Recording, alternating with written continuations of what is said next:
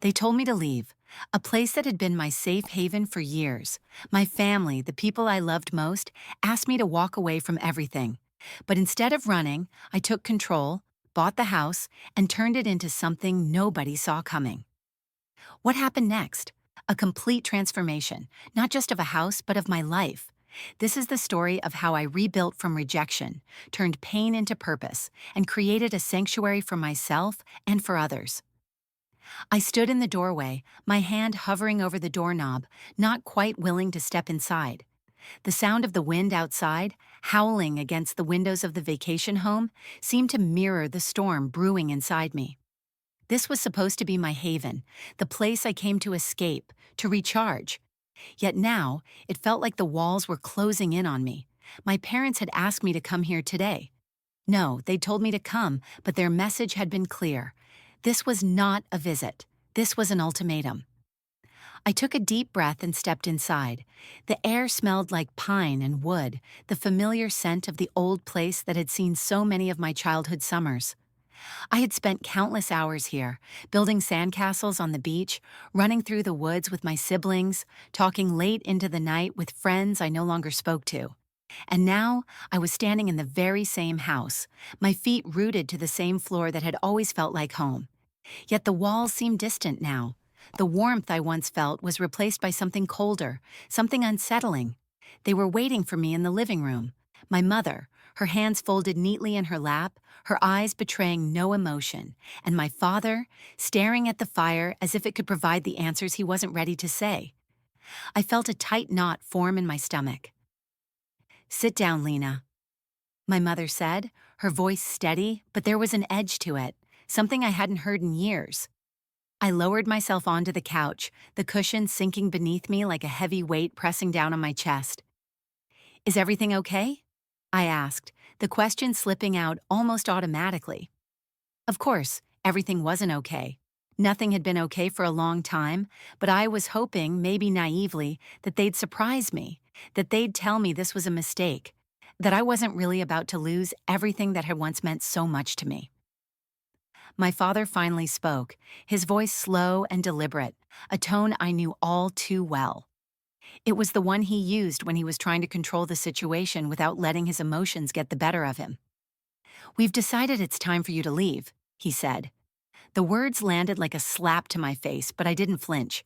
Instead, I sat there, stunned, trying to process what he had just said. "Leave? What do you mean leave?" I asked, my voice quieter now, almost a whisper. My mother turned to me, her gaze cold but unwavering. "We can't keep the house anymore, Lena. It's too much for us to manage, and you've been staying here too long. We think it's time for you to make a clean break." I stared at them, trying to understand how they could say this. This house had been a refuge for me. For all of us, really. It was where we celebrated birthdays, where we spent long summer afternoons together as a family. It was a place of memories, and now they were telling me to leave it behind as if it were just a possession, like any other. "I don't understand," I said, my voice trembling now. "Why? Why are you doing this? I thought this was a family home." "It was, Lena," my father said, his voice tinged with frustration. "But it's not anymore. You've had your time here. It's time to move on, to build your own life." "But I've built my life," I said, feeling a lump form in my throat. "I've worked hard to be here. I've contributed. I've spent every summer here, and now you're just asking me to leave?" "Don't make this harder than it has to be," my mother said, her tone now sharper. "This isn't about you. It's about the house. We can't afford it anymore, and you don't need it, Lena. It's time for you to start taking care of your own future, not clinging to the past." I looked between the two of them, the reality of the situation slowly dawning on me. This wasn't just about the house. It was about something deeper, something unspoken that had been festering between us for years. They had always asked me to be the responsible one, the one who kept everything together, the one who made sure everything ran smoothly. And now, when things got tough, they wanted to push me out. I felt a surge of anger rise in my chest, but I didn't let it show. Instead, I stood up, my heart pounding in my ears. "Fine," I said, my voice firm though the tears were threatening to spill. I'll leave, but don't expect me to just walk away without saying something. You can't just toss me out of this house without a second thought. My mother's face softened slightly, but there was no apology, no remorse in her eyes, only a steely resolve. We've made our decision, Lena. It's done. I turned on my heel and walked out of the room, not looking back. As I reached the front door, I paused for a moment, looking out over the lake through the large windows. The view had always calmed me, always made me feel at home, but now it only felt distant, cold. I stepped out of the house, the door closing softly behind me, and I couldn't help but wonder how long it had taken for them to come to this decision. How long had they been planning this without telling me? How much of my life had I spent in a house that, it seemed, had never truly been mine? But as I walked away, I felt something stir within me. A sense of resolve, a sense that this might not be the end after all. I didn't know what I was going to do, but one thing was clear.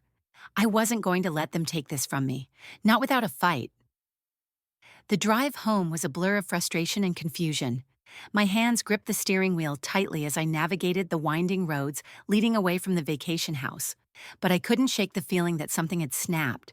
My parents had always been the ones in control, but now I was left to deal with their decision, a decision that felt like a betrayal.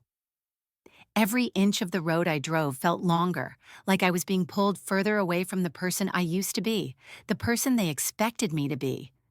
I hadn't even wanted the house, not really. It was just a place that had always been there, a place where I'd learned to feel safe. But now, they were telling me to leave. And that was the final push. Something deep within me stirred, something that felt like defiance, like a need to reclaim a piece of my life that had always been up for grabs. By the time I got home, I was exhausted, but a fire burned in my chest. It wasn't just about the house anymore. It was about showing them and showing myself that I was capable of more than just being their dutiful daughter. I could build something for myself, something that didn't require their approval. I sat in my small apartment, looking out at the city lights flickering through the window, and the idea came to me like a bolt of lightning. What if I bought the house?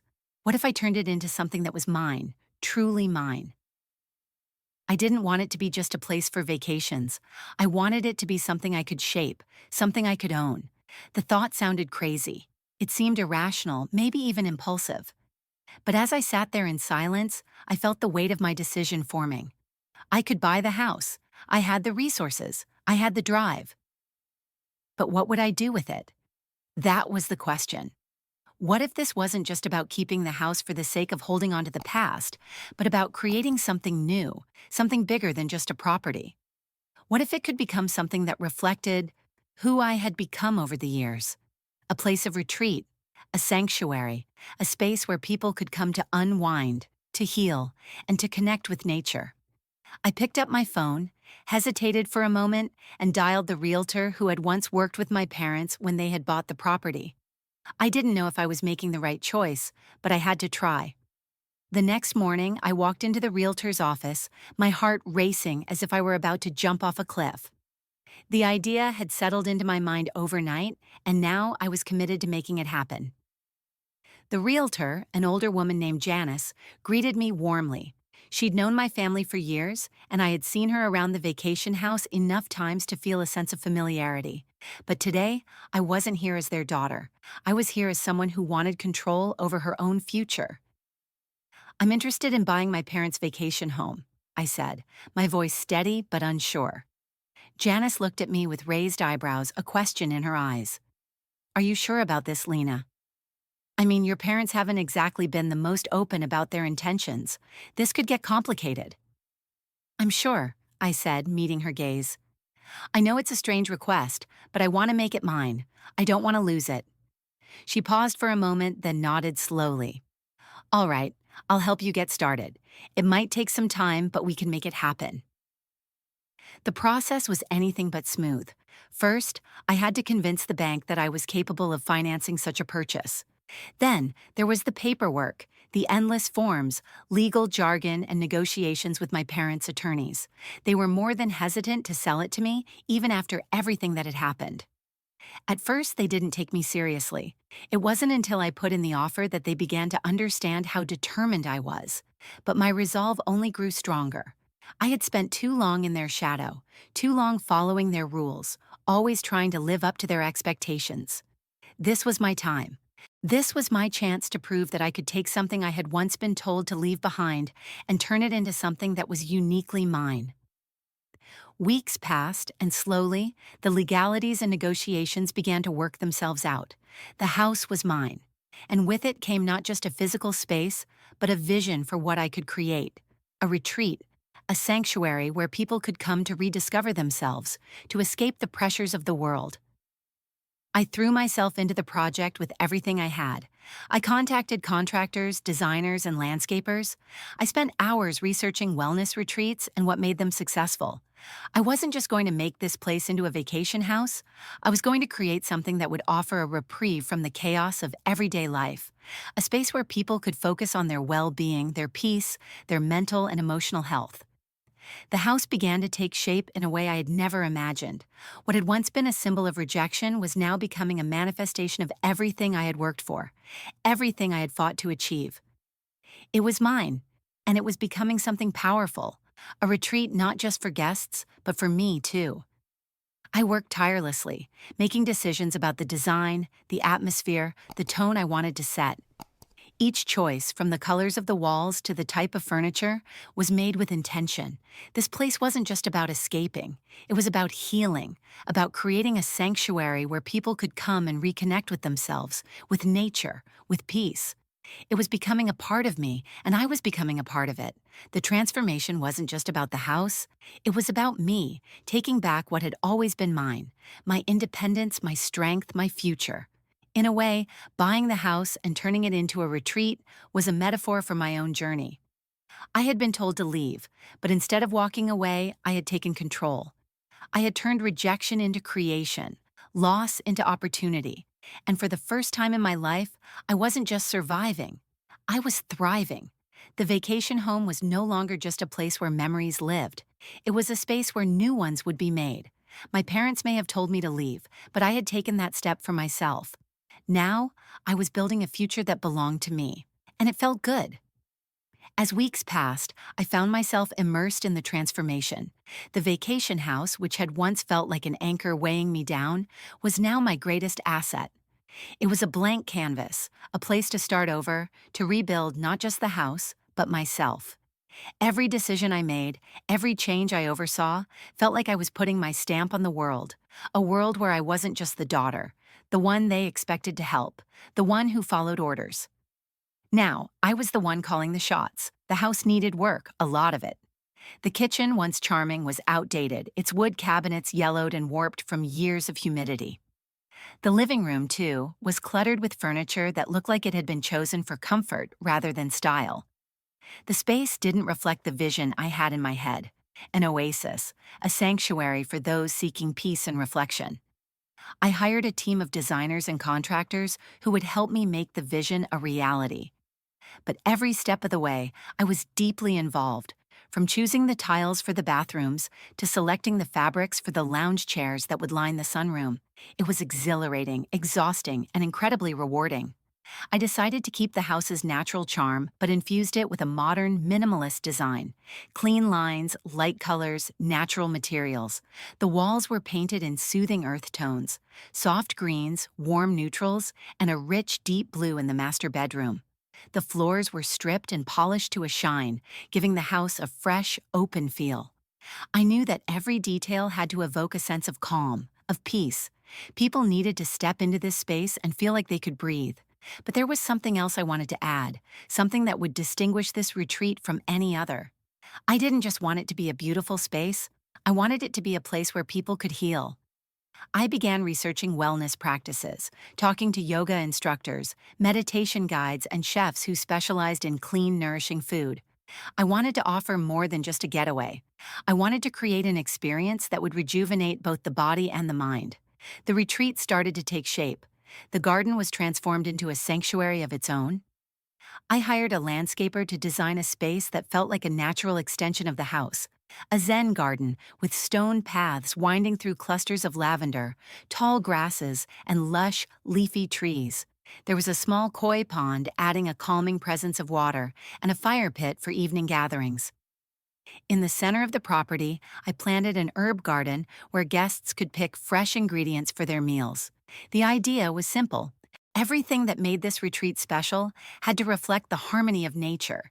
Each room, each space had to invite peace, connection, and rejuvenation. As the work continued, my resolve grew stronger. I was becoming the person I had always wanted to be, the one who wasn't bound by expectations or held back by the past. It wasn't just about the house anymore. This retreat was an embodiment of my independence, of everything I had struggled to reclaim. But just as I was seeing the project take shape, I received a call from my mother. "Lena," she said, her voice uncharacteristically soft, "I'd like to visit you at the retreat. Can we talk?" I froze for a moment. I hadn't heard from them in weeks. The last time we spoke, they had made it clear they weren't happy with my decision to buy the house. And now, here she was, asking to visit. My emotions were all over the place. Part of me didn't want to see them. Not yet. Not when everything was still so raw. But another part of me knew I couldn't keep running from them forever. "I suppose?" I said, trying to keep my voice neutral. "When?" "Tomorrow. We'll be there in the afternoon." The next day, I stood by the front door waiting for my parents to arrive. My hands were clammy, my heart racing. I hadn't been sure what to expect from this meeting, but I knew it would be hard. There was so much between us now, so much unspoken, so much still left unresolved. When they arrived, they seemed different, quieter, almost tentative. My mother's face softened when she saw me, but there was a lingering distance in her eyes. My father, ever stoic, gave me a nod as he entered the house, his gaze sweeping over the changes I had made. I led them into the living room, which was still a work in progress, with clean, minimal furniture and large windows that looked out over the garden. The place was calm, inviting, but there was an edge to the air, something unspoken that hovered between us. My mother spoke first. "You've really changed this place," she said, her voice a mix of awe and I could tell some degree of regret. "It's beautiful." I nodded, not sure what to say. I wasn't looking for their approval anymore, but it still felt strange to hear her speak with admiration after everything that had happened. "We've been talking," my father added, his tone flat, "and we realized that maybe we were wrong about you buying the house." I raised an eyebrow. "You think you were wrong?" My mother winced at my sharpness, but my father met my gaze evenly. "We were wrong to push you away. We didn't see how much this place meant to you. But what you've done here, it's impressive." I felt a surge of something, pride maybe, but it wasn't just about the house anymore. It was about finally standing in my own power, finally accepting that I was capable of more than they had ever given me credit for. "I didn't do it for you," I said quietly. "I did it for me. For once in my life, I did something for myself." There was silence for a moment, the weight of my words hanging in the air. Then, my mother spoke, her voice softer now. "I understand that, Lena," she said, "and I'm sorry. We're sorry for how we treated you." I wasn't sure what to say to that. I didn't know if I could forgive them just yet, but I wasn't angry anymore. Not in the way I once had been. This retreat wasn't just about them. It was about me, my healing, my growth, my reclaiming what I had lost. "I'm not sure what's next for us," I said, "but I'm willing to move forward, on my terms." My parents nodded, both of them taking a long look around the retreat. My mother smiled faintly. "We're proud of you, Lena. This is yours. You've made it yours." And for the first time in a long time, I felt something inside me settle. I wasn't looking for their approval anymore, and I wasn't asking for their forgiveness. I had built something on my own. The retreat was more than just a house. It was a symbol of everything I had fought for, and for the first time in years, I could finally breathe. The retreat was finally ready.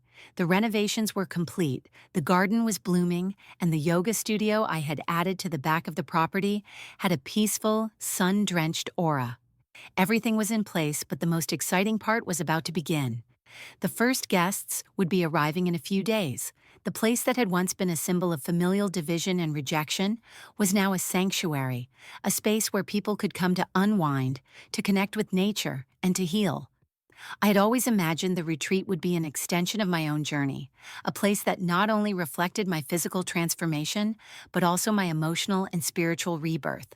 It was a bold decision, turning something so deeply tied to my past into something entirely new.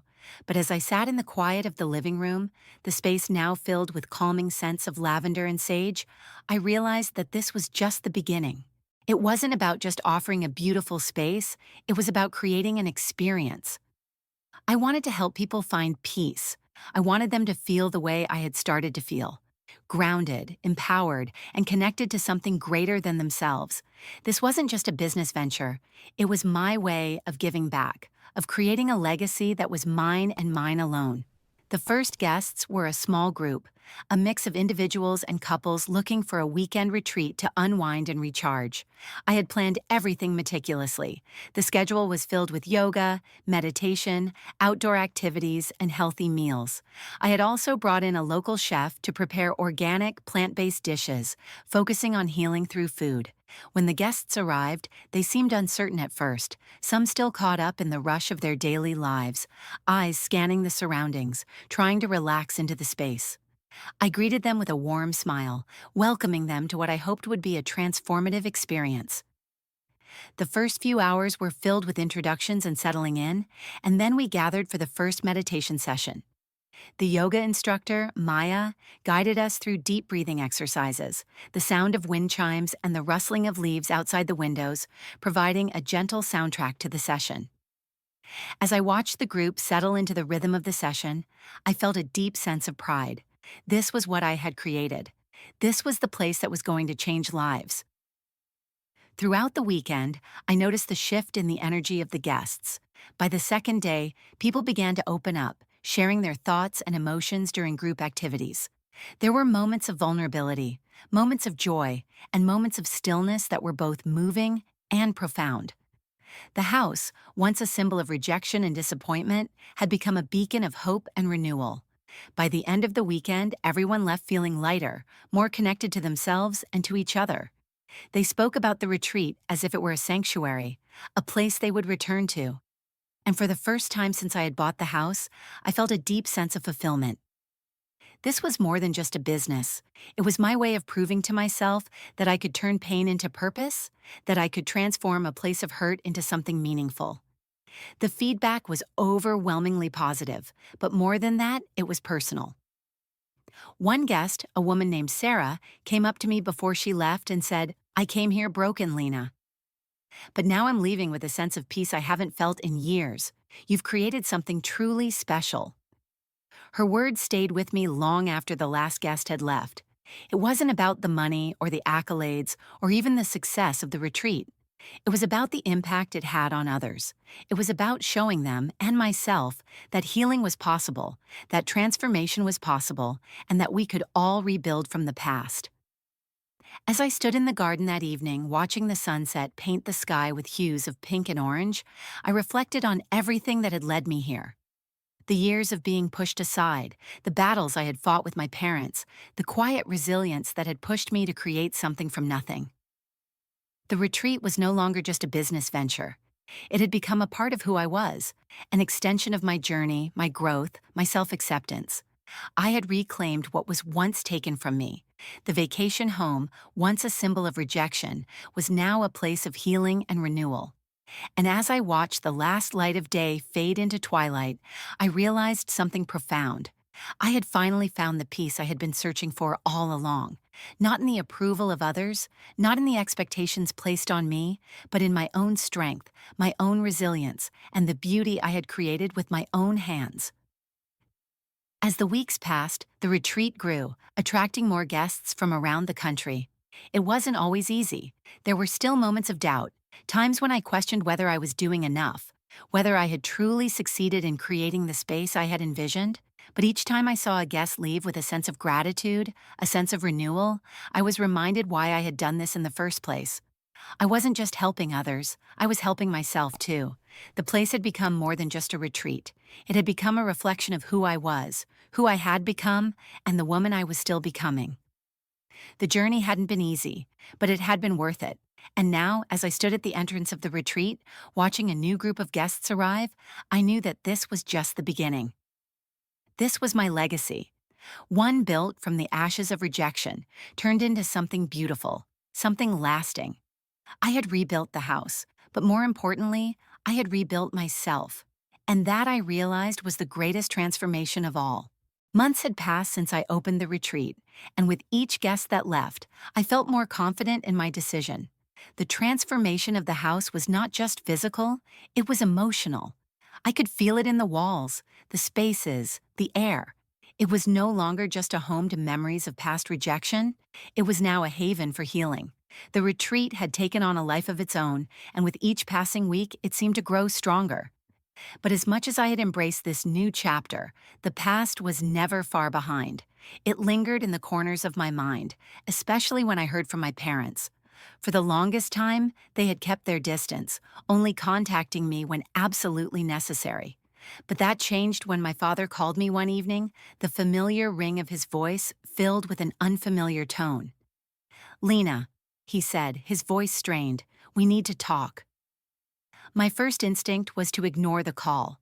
I had built something for myself, something I was proud of. I didn't want them to take it from me, to bring their judgments or expectations back into my life.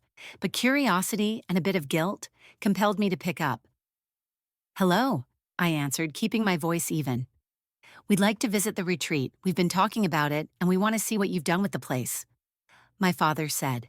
There was a pause, a hesitation that spoke volumes. I didn't know how to respond. On the one hand, I was proud of what I had built, but on the other, I wasn't sure if I was ready for this. What would they think of my creation? Would they see it as a success, or would they find fault in every decision I had made? "I don't know," I said, my heart pounding. "I mean, I've been really busy, and the retreat is for the guests." "We understand," my father interrupted, "but we just want to come, Lena. We need to see it, to see how you've made it work." The silence hung in the air for a long moment. There was a part of me that wanted to refuse, to tell them that I had built this life without them and didn't need their approval. But I also knew that deep down, I couldn't ignore this call for reconciliation. "All right," I said, my voice softer now. "You can come, but I can't promise that I'll have much time to show you around." "We understand," my father replied. "Thank you, Lena. We'll be there this weekend." When they arrived, I was overwhelmed by a sense of dread I hadn't expected. It was one thing to have built this place for myself, for the guests, for the world outside. But to have my parents here, to have them see everything I had created, felt different. Their opinions had always carried weight, even when I had tried to push them away. I met them at the door, smiling tightly as they stepped inside. The house looked perfect, as it always did when I had guests, but today it felt different. The air seemed heavier, charged with something unspoken. My parents walked through the entryway, their eyes scanning the space. The first thing my mother said was, "It's beautiful, Lena." Her voice wasn't as warm as I had hoped, but there was a sense of pride in her tone. She wasn't just talking about the house, she was acknowledging the effort I had put into making it mine. I nodded, offering a smile that didn't quite reach my eyes. "Thank you." We moved through the house, stopping in each room as my parents complimented the design and the changes I had made. They were tentative, unsure how to navigate this new version of me. For so long, I had been their daughter, the one who helped, the one who kept everything together. But now, I was a businesswoman, a leader, a creator, and I wasn't sure they knew how to interact with that. When we reached the yoga studio, my father paused, looking around with a quiet kind of awe. "This is different," he said. "You've really transformed this place." "I wanted it to be a space for healing," I said, trying to explain without sounding defensive. "It's not just about the house anymore, it's about what it represents." "Represents?" my mother echoed. "What do you mean?" I hesitated, unsure of how much to reveal. I had built the retreat as a way to heal, but it was also about reclaiming what had been taken from me. It was about showing them that I could make something meaningful out of the pain they had caused. "It's about creating something that's mine," I said, finally finding the words. "Something that isn't just tied to the past. It's a space for growth, for peace. It's my way of taking control of my own life." There was a long silence. My parents exchanged a glance, and I couldn't quite read the expression on their faces. Were they disappointed? Proud? Confused? Finally, my father spoke. "We never meant to hurt you, Lena. I think we've made mistakes, big ones, and I know that we pushed you away when you needed us most. But seeing what you've done with this place, I can't help but feel proud." I blinked, not sure how to process his words. My father, admitting he had been wrong, was something I never thought I'd hear. It wasn't an apology, not exactly, but it was something. "We're sorry, Lena," my mother added, her voice quieter now, more sincere. "We didn't understand, but now I see that this retreat, it's not just about the house. It's about you. You've done something amazing here." The weight of their words hung in the air, and for the first time in a long time, I felt a flicker of something I hadn't allowed myself to feel for years: hope. As the day came to a close, I walked my parents back to their car. They had to leave, but something had shifted between us. The walls that had once separated us seemed to be slowly crumbling, brick by brick. I wasn't sure what the future held for our relationship, but today, for the first time in ages, I didn't feel the need to prove myself to them. "I'll always be here, Lena," my father said, turning to me before he got into the car. "You've built something remarkable. We may not always understand it, but we're proud of you." "Thank you," I whispered, feeling a lump form in my throat.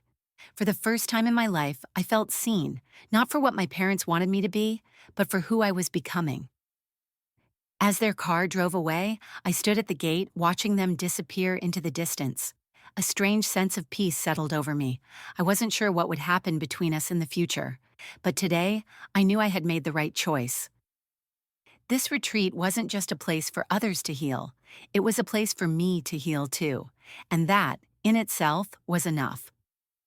Months had passed since my parents' visit, and with each passing day, the retreat seemed to settle deeper into its rhythm. The seasons had changed. The garden bloomed and then gave way to autumn, where the amber leaves swirled around the property, creating a sense of peaceful transition. And through it all, I had changed too. The retreat was now more than just a business. It was a reflection of my journey, my healing, and my independence. I had taken the fragments of my past, the hurt, the betrayal, and the uncertainty, and woven them into something beautiful, something lasting. But despite all the success, there was always a lingering question in my mind. Could I ever truly let go of the past? Could I find peace, not just in the retreat, but with my family, with myself? I had built something incredible here, yes, but I still had unfinished business, something that couldn't be solved with just walls and paint. The past, though distant, still had a hold on me, and I knew I had to make peace with it, for real this time. It was early one morning when I received the message. My mother was coming to the retreat. No warning, no call, just a text. "I'd like to visit again, Lena. Can we come tomorrow?" I sat in front of my phone for a long time, staring at the message, trying to understand why I still felt a knot in my stomach at the thought of seeing them. They had apologized, yes, but there was something still unspoken between us, something I hadn't quite accepted. I had spent so much time focusing on proving myself, on building the retreat, that I hadn't fully addressed the core of the issue: my relationship with my parents. After a few moments of deep reflection, I typed back, "Yes, you can come, but this time it's different. I need to know where we stand." The next day, they arrived. I greeted them at the door, feeling a sense of calm wash over me. This time, I wasn't nervous. I wasn't waiting for approval. I was standing in my truth, and I was prepared to face whatever came next. They walked in, and as my mother entered, she paused for a moment to take in the space. I watched as her eyes softened, and she turned to me, her voice trembling. "This place, Lena, it's incredible," she said, her words full of awe and disbelief. "It's more than just a house. It feels alive." I nodded, smiling faintly. "It's not just a house, Mom. It's a home. A place where I learned how to rebuild, to build something of my own." My father stood quietly by, his hands in his pockets, looking around with a quiet appreciation. "I never thought I'd see the day when you'd turn this place into something like this. It's beautiful." It felt strange hearing those words come from them. For so long, they had been the ones who held the power, the ones who dictated the narrative. But now, for the first time, they were looking at me as an equal. They weren't asking for permission or approval, they were simply acknowledging what I had done.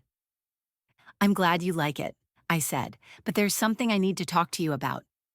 They both turned to me, the weight of my words catching their attention. "I've spent a long time resenting you both," I said, my voice steady but filled with emotion. "I've carried a lot of hurt from the way things were between us, from the way you treated me when I needed your support the most.